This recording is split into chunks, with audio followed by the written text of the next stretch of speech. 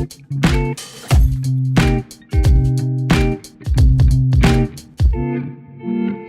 everyone, welcome to episode 2 of Behind the Magic, and today I'm interviewing someone you've probably seen him on TikTok, Instagram. He even has a world record for the fastest loss on America's Got Talent. It's Jack Grady, everyone. Hey, thank you for having me, people. It's been a mediocre and subpar career I've had, and I'd love to share that story with you.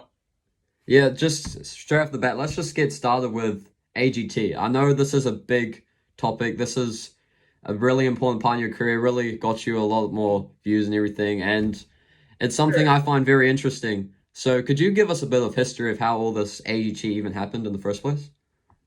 For sure. So what people, I think, don't realize with AGT is it's actually like a multi-month process, like close to a year or so.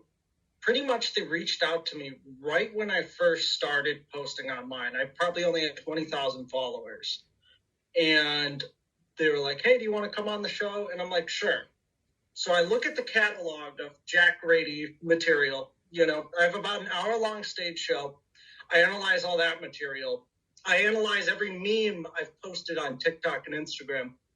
And I quickly came to the conclusion that every single thing I do, it wouldn't even make it on the show. It would just be, you know, I'd go in front of the producers, do it, and they'd be like, all right, have a nice day. And I wouldn't get called back. So I basically came to the conclusion I needed to social engineer this thing and kind of go in with the thought of like, okay, I'm going to do ass magic on America's Got Talent. Like, people think I thought I was going to win. Like, yeah, like I same. Walked in. I wasn't going past like a minute at most. And obviously it's a little bit less than a minute, but I could tell just like, because in these meetings with the producers, they're like, oh, you're great. This judge, Howie Mandel, is going to love you. And it's like, okay. Like I knew the whole time that I was a sacrificial lamb about to go get murdered in front of these judges. You know what I mean? So. Yeah, I wasn't entirely sure, like, because when I first watched your video, before you got the buzz, before I, like, saw that you got the buzz and everything, I was like, I don't know how this is gonna go. Yeah, I had a feeling Howie was gonna, like, really like it. All the judges were gonna hate you, and then Howie's gonna be like, oh, come on, that's comedy at its finest, or whatever.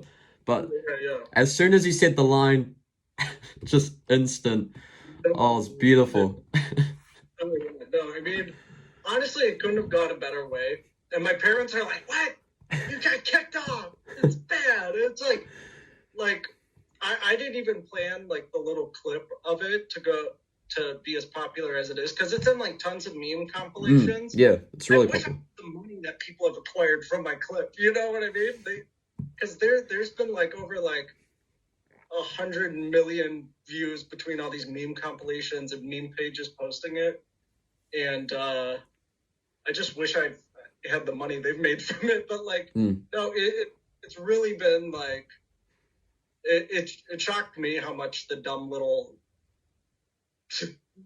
you know, performance did. But you know, I'm here for it. You know, it's been a nice little stomping ground, and it's gotten me the opportunity to box another magician. Oh yeah. So there's not much I can say about it, but that's part 2. That's like my redemption arc. Yeah, next time we talk to Jack Grady, you might be able to get a little snippet of this boxing match Jack Grady is coming up. So will that be? I don't think a magician's ever boxed with for an actual professional fight. Am I correct?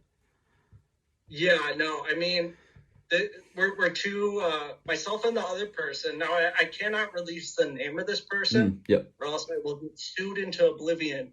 But he's a decrepit, old, bald man who looks like Benjamin Button. Okay, his head looks like a testicle, and we're gonna be getting in the boxing ring. And I'm going to just make that guy sleep in like 30 seconds. I was initially supposed to be fighting another TikTok magician, but he got scared. Oh. I can't say who that is either. Oh. But let's just say he's one of the bigger ones. He's really bad at sleight of hand. He doesn't know how to, you know, your audience of your podcast are magicians, right? Yeah. Fundamental thing in Magic, false transfer. I have a coin, put it in my hand. Oh, it's actually in this hand, right? He's terrible at it. That's your hint for who it is. I have I an gave you idea. hints. Yeah, I have an idea of who that might be. You got your hints of who my potential opponents were supposed to be, but this one I got coming up, I'm going to knock them out, and I'm not going to be a loser anymore. That's the plan. I like that. Making up for my 10-second loss. I'm going to have a 10-second win. Oh, that'll be so good. I can imagine a bunch of edits as well. Like if you do like completely like KO that fight, there's gonna be like a transition, like before and after thing, like with your AGT and then your boxing. No, there's so many great memes, and also like reasonably, if I lose too in 10 seconds, it's equally funny. Yeah, that is true. So either way, you're still gonna get all those views and all those all that more of attention and.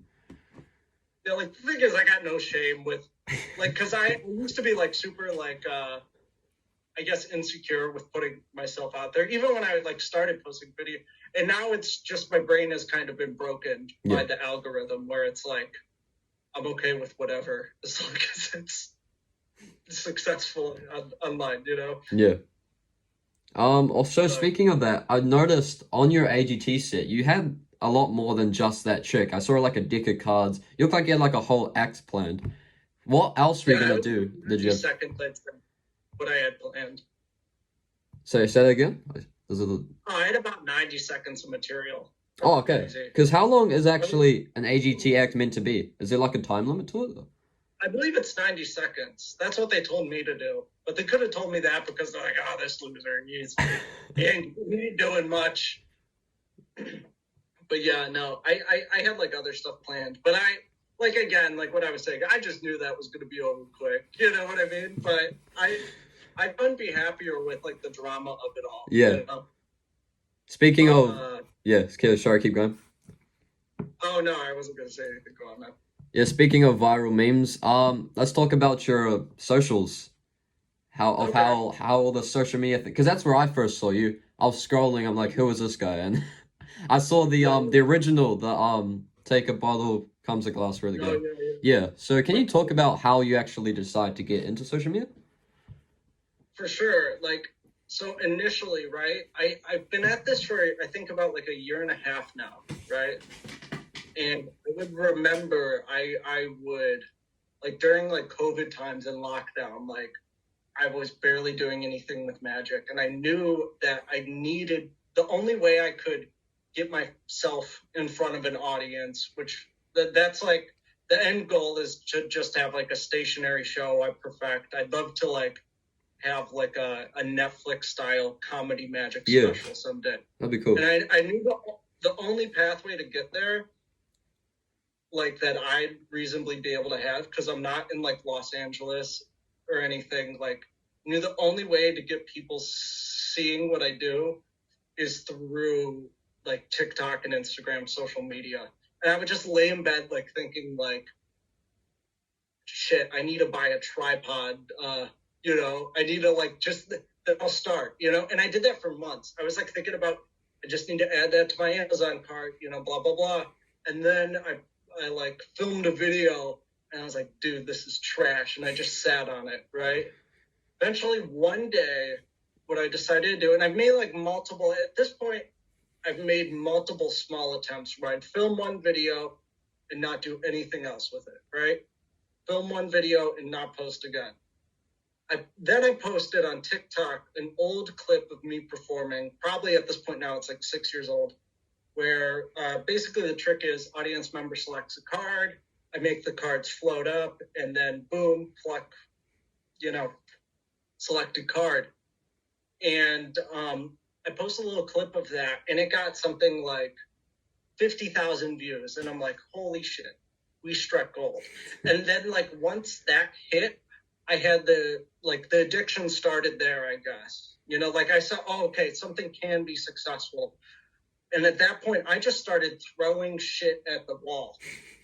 At first, the only thing that was successful was like geek magic. So like sniffing a popcorn kernel and pulling it out of the eye. Stuff like, and that account quickly got banned because I was, you know, doing every disgusting body horror magic. and then I had to start over from square one. And then I decided like I'm gonna post. At that point, I had to start over. I'm like, I'm gonna post what I want and not be a dirty algorithm slave like I was at first. And that's kind of how we've led to my current style of videos. One thing I really admire about you is a lot of magicians who try to like get viral on social media, they just copy the stupid like rate the magic trick and all that, stupid stuff. But you did have like kind of so many unique ideas that I think you're the only person who does what you do because it's just so unique and weird and just it's incredible. But I really respect you for coming up to get viral from just stuff like that as a magician. Oh yeah. I really, yeah.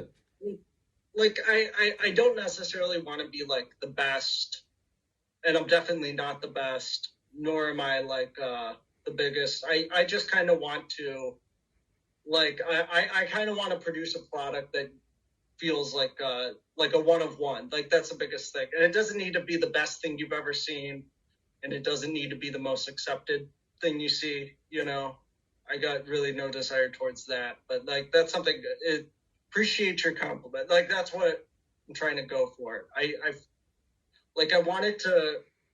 Somebody's commented this. Are you familiar with Rick and Morty at all? Yeah, love it. Yeah. The interdimensional cable episodes. Yeah. I want my videos to kind of feel like an episode of interdimensional cable. I like where that. It's like a magician. Yeah. And I'm happy with it being like that.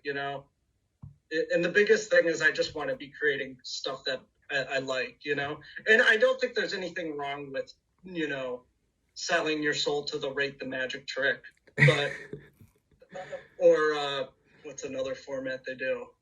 They're like behind the scenes one where they're like, shh. Yeah, the big tutorial. Yeah, I hate those ones, yeah. Oh, yeah. They get so many views as well. Like there are some with like 100 million views for just someone doing a fake, like using a gimmick and then spraying with like deodorant or something. Yeah. Where it doesn't even quite make sense. Like, they'll be doing like, I don't know, the floating match, a little kid's trick, Yeah.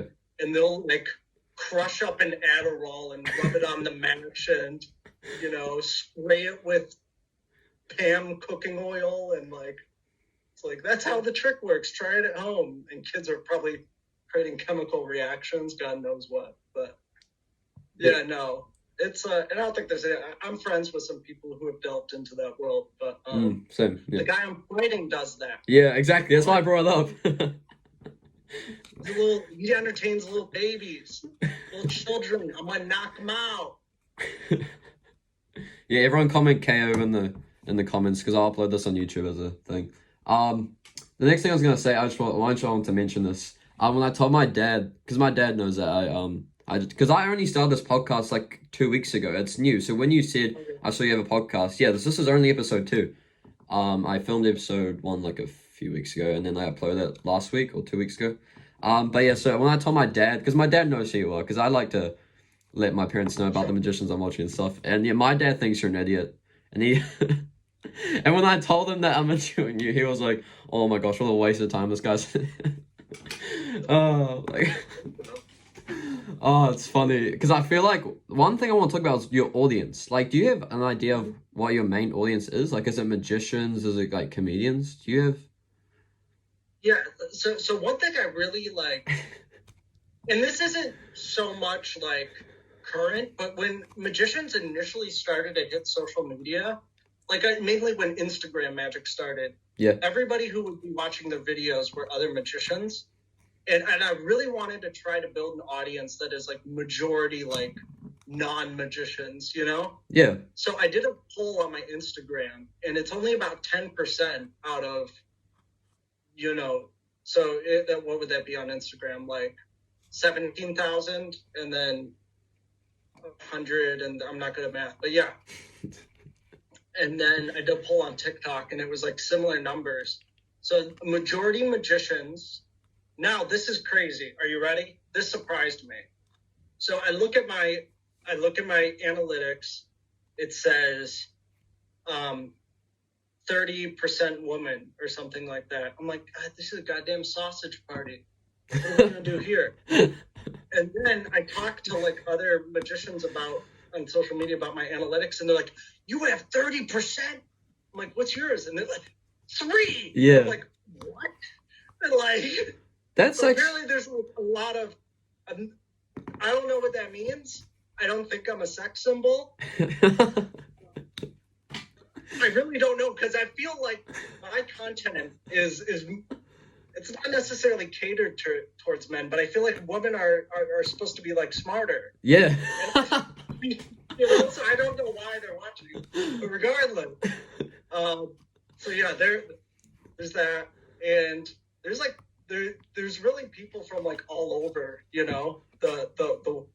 the type of personality. Like I'll see the same comment section with like somebody has a Confederate flag in their, Southern Rebel. Yeah. I know you're from New Zealand, but it's like the South will rise again flag from our Civil War back in the 1800s. So they'll have that flag, and then you'll see like another like progress gay pride flag like in the same comment section. So it's really like all over. But yeah, majority non-magicians, which I'm happy about. That's like, when is it for who follows you or who like averagely watches your content, the analytics? That like I did a poll of my audience. Oh, okay. And 30% woman, that's insane. Oh yeah. Because No, I look, yeah. I was initially like, oh, that those are bad numbers. That's actually, yeah, that's weird to think about. Like TikTok and Instagram magicians, that's like, popping for magic content. Because I would say your content is magic content. It's just like comedy mixed with magic, because you normally do a magic trick in it, and then you kind of So that's interesting to me. Like an issue I run into is like, so I have an hour of like an hour like stage like stand up show that I've not put out on TikTok.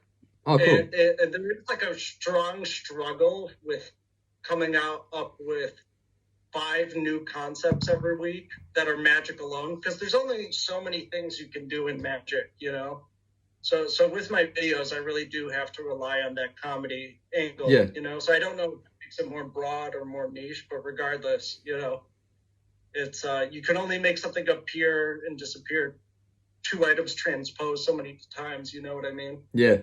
So. One last thing I'm gonna talk about is it's all about how you got into magic / comedy, like had that journey. I know I think you made a video about this on your Instagram last year, like talking about a talent show and then you didn't win or something. And could you give us just a run through of that, just for the audience who may have not seen it? Sure. The talent show one is kind of a separate story, but I do like that story because I'm super in it. Yeah. So I'll tell that one also. But basically, when I was a kid, we were scrolling through TV, and Chris Angel walking on water popped up, and I was like, "This man is a prophet." I thought it was a religion thing. I was like, "He's walking on water, Mom. That is Jesus.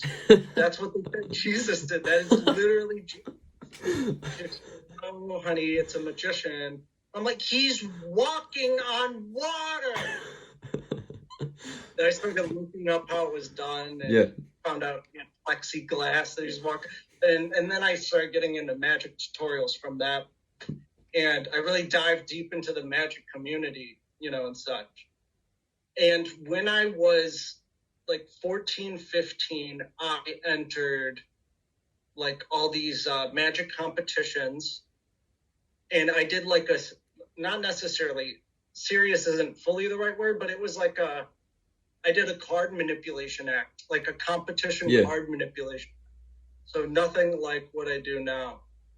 And so it was just pretty much like strict, like classic magician kind of stuff, And around that same time, when I was doing the competitions, I joined an improv troupe in high school, And that was like a whole new experience, because like doing improv comedy on stage with like a group like that, you're up there with nothing, you're essentially naked. I have no script to con. I have no deck of cards. Like I'm literally up there and I need to entertain. So there came a point in time with my high school talent shows where I started to blend those. So my first high school talent show, it was just like strict magic. Yep. I came in second place, but the Uh-huh. guy who came in first place was like a dubstep dancer, and I don't know what his problem was, but he did not let me forget that he was in first place. You know, Yeah. and at first it's like, oh, haha, that's okay, yeah, it's funny. You know, I don't care. But like every time in the hallway, he would get everyone to like yell second place. Zach Oh. won the talent show. Oh, It was that's. like extra at one point. I'd be like flirting with a girl, and he'd be like, "I won the talent show. Jack did not." In class, going up to present, I won the talent show. Oh. So next year I compete, do just straight magic, right? Yeah. I get third place this Oh. time. Zach gets, I'm releasing his name. It doesn't matter. He doesn't care. Zach gets first place, and that heightens his ego. It's like consistent, you know. And for some reason, we keep getting put in the same classes, and he will not let up. And it wasn't like I was bothered to the core, but it was just like deeply, like I guess annoying is the right word, right? I was annoyed by it. So my junior year of high school comes up. I take my improv skills. That year, I started to lead the troupe. I take my improv comedy skills. I take the magic skills. I blend them together. I'm like, I'm going to go try something new. I go up there. They're announcing it. Third place, Yo-Yo Kid. Second place, Dubstep Dancer. First place, Jack Grady. Yeah. And walking up to collect that prize, I shoulder checked the Dubstep Dancer and went, I won the talent show, little bitch. Yes. I love that. I love that. Oh, yeah. No, and it felt like it's good to be petty. That's my lesson for all the folks watching out there. So, yeah. So what? Hope you enjoyed. Oh, what was I gonna say? So was that? Oh yeah. So were you the only like magician in school for like your whole? My senior year, there was a freshman who was also a magician. He's actually really talented too. Like Oh, cool. on a technical level, he was probably like more talented than me with some sleights and stuff, especially with coins. He was like Oh, crazy with them. yeah. Coins are hard. Oh yeah. I personally can't really do anything, but I want to get into coin magic. It's interesting. I'm also I don't know where I saw this, but you're talking about I think it was the Magic Guys podcast, which is another podcast promo. But I think you're talking about how you're into like classic, like you want to be in like a classic magician, you know, like linking rings, and you're into like Chris Angel. That can you talk a bit more briefly about that? Yeah. Yeah, so I think a lot of the classic plots in magic, like the linking rings is the perfect example. Like us as magicians, we've seen it, you know, like countless times. But like if you see a good performance of the linking rings like live, especially for a non-magician audience, that like knocks them dead. You could do the most complex mentalism routine with 30 outs, you know, have a whole deck of cards memorized. Yeah. But if somebody knows how to properly perform the linking rings, it's like a baseline. Because like my opinion on magic is it's equal parts sleights and whatnot, the methods, the actual mechanical aspect. Yeah. But also, the probably more important part of magic is making something essentially small, like two rings linking together. It's a small effect, making that feel grand and increasing the impossibility to the audience, you know? So it's on one part like psychology, acting, and then on the other part. And I feel like if you could have a good baseline of certain fundamental tricks, like linking rings, cups, and balls, if you can do a killer routine with those, like you could literally make a full career in Magic. Now you don't need to only do those for the rest of your life. Yeah. It just, I think taking some of those classic plots and really mastering them will go a long way for a lot of magicians. I really like that. Yeah, I've like classics are also some of the most a lot stronger than people think. Like a lot of people, Yeah. like you just said, a lot of people think they know how it's done, but when performed well, and also there's a lot Yeah. more like modern aspects added to it now. A lot of like new things are added, like cups and balls, for example. Um, are you familiar with Street Magician, dude? Oh yeah. Jason Martin? Yeah, he's so his cups and balls routine is really good. But it's basically classic start off with and then orange loads, and at the end he has this killer which everyone goes crazy about with his hat, where he's like, "How many balls are under the hat?" And everyone's like 3, and then he reveals a watermelon under it, and Oh, that yeah. like that goes crazy, and it's kind of his mix with he kind of created his own routine mixed with a bunch of other things, which is really good. So adding all those like your own elements. Is another good example. I'm not sure if you're familiar with his cups and balls. Say this again. He does live chicks, like live, like little baby chickens. Wait, who's this, sir? Who's this? Johnny Ace Palmer. Oh, yes. Yeah. Fantastic. He is incredible. So he's using the tiny chicks for, the adding like live animals to it is interesting. Oh yeah, no, it would probably be super. It's a whole extra variable that I would never want to touch personally. Yeah. I'll go with the watermelon because a watermelon won't like shit on my close-up mat. Yeah. You know, Yeah, that's true. But yeah, no, like I remember I went to a magic camp, right? I know that sounds super lame. I went to a magic camp and they would bring in, like, there was other camps at the campground, you know? Yeah.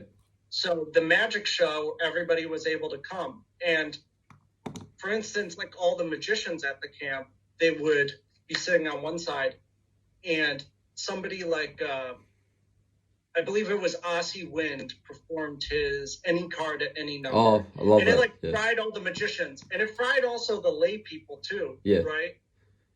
But there was a guy named, he was a French magician from Quebec. I'm blanking on his name. Mark Kobe? No. I'm blanking on his name. Yeah. I can look it up. But he performed the linking rings, right? And the magicians, you know, they're like checking their phone. Like, Axel Hickler? No. It's something with an L. Okay, yeah. But the magicians are like non-impressed, checking their phone. But the audience of lay people sitting right next to them were like fried. Bigger reaction than the any great effect. I'm not diminishing any kind of number. But they were like, what? Oh my God. You know? And that's really when that got cemented. Can I just be 5 seconds? I'll just let my family know that I'm on the call. I'll be quick. I'm interviewing the podcast.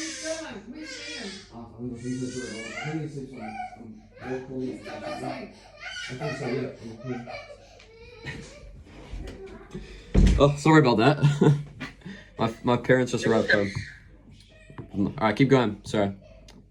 No, yeah, I was just saying, like, and that's what really proved it to me. It was like, there's certain magic that's really effective for us magicians, and so often we're performing for other magicians, you know? Yeah. So we cater to that.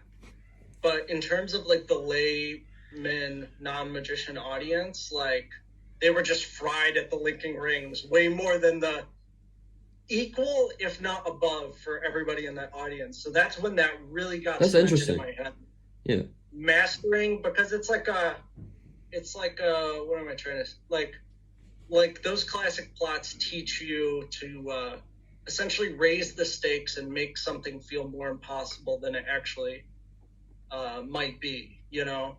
Same thing with Ambitious Card, like so many subtleties, and a great book to really go in depth on what I'm talking about is Strong Magic. Oh yeah, by Darwin Ortiz, yeah.